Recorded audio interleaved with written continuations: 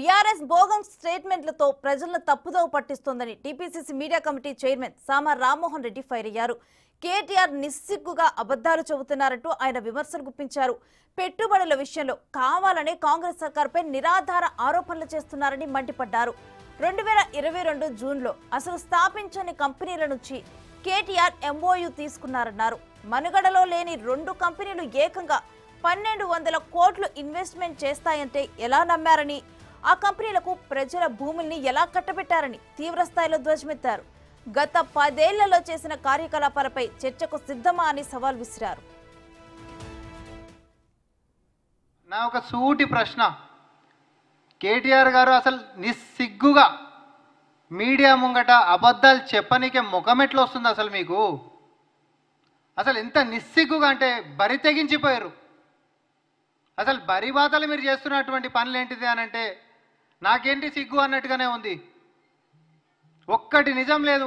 కేటీఆర్ గారు మరి కంపెనీలకు సంబంధించి వారి యొక్క ప్రచారకర్తల లెక్క ఉంటున్నటువంటి అధికార ప్రతినిధులతోటి లేకపోతే సోషల్ మీడియా కన్వీనర్స్ తోటి ప్రెస్ మీట్లు పెట్టించి ఏదో బోగస్ కంపెనీలు అనిపించేటటువంటి దాకా తీసుకొని పోయి ఏదో బురద జల్లేటటువంటి ప్రయత్నం చేసిండ్రు కదా కేటీఆర్ గారు. దీన్ని కూడా ఒక్కసారి నువ్వు జవాబు చెప్పు. తెలంగాణ ప్రజలకు తెలవాలని నీ దుకాణం ఏంటిదో. ఇది 1200 కోట్ల పెట్టుబడి అని చెప్పి వాళ్ళ పత్రిక అయినటువంటి నమస్తే తెలంగాణలో జూన్ 10, 2022 రోజు వచ్చినటువంటి న్యూస్. దీనికి సపోర్టివ్గానే ఆయన అధికారికంగా ట్విట్టర్లో కూడా ఆయన పెట్టిండు.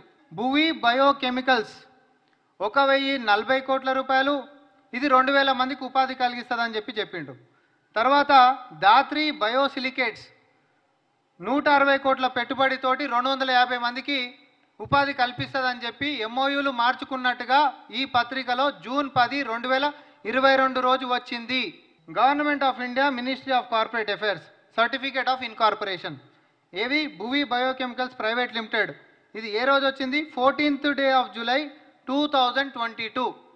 జూన్ 10 తారీఖు రోజు పత్రికలల్లా ఎంఓయూలు మార్చుకున్నాము, 1040 కోట్ల పెట్టుబడి తీసుకొని వచ్చినాము, 2000 మందికి ఉపాధి కలిగిస్తున్నాం అని చెప్పినటువంటి కేటీఆర్ గారి ప్రచారాలు ఆ రోజుకి ఆ కంపెనీ పుట్టలే. ఇది రిజిస్టర్ అయింది, ఇన్కార్పొరేట్ అయ్యిందే ఏ రోజు?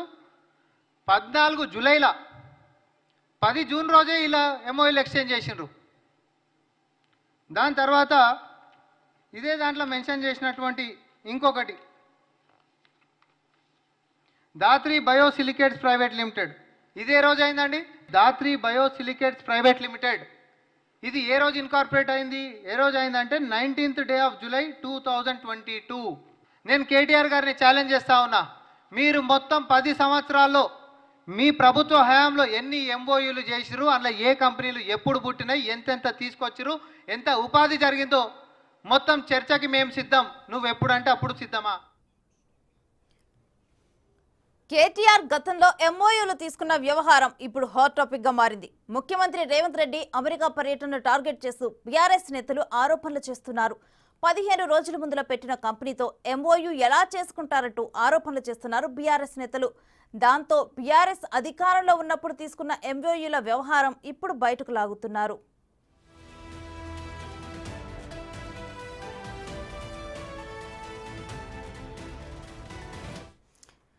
ఇక అందులో జూన్ 10, 2022న తెలంగాణలో 1200 కోట్ల రూపాయల పెట్టుబడులకు భువి బయోకెమికల్స్, దాత్రి బయోసిలికేట్స్ నుంచి కేటీఆర్ ఎంఓయూ తీసుకున్నారు. జగిత్యాల జిల్లాలోని మెట్ల చిట్టాపూర్ శివారులో 95 ఎకరాలు కేటాయింపు కూడా జరిగిపోయింది. భువి బయోకెమికల్స్కు 80 ఎకరాలు, దాత్రి బయోసిలికేట్స్కు 15 ఎకరాలు కేటాయించారు. భువి బయోకెమికల్స్ ప్రైవేట్ లిమిటెడ్ను స్థాపించింది జూలై 14, 2022న. దాత్రి బయోసిలికేట్స్ను జూలై 19, 2022న స్థాపించారని బట్ట బయలైంది. జూన్ 10, 2022 నాటికి అసలు మనుగడలో లేని కంపెనీలతో కేటీఆర్ ఎలా ఎంఓయూ చేసుకున్నారు అని విమర్శలు వెలువెత్తుతున్నాయి.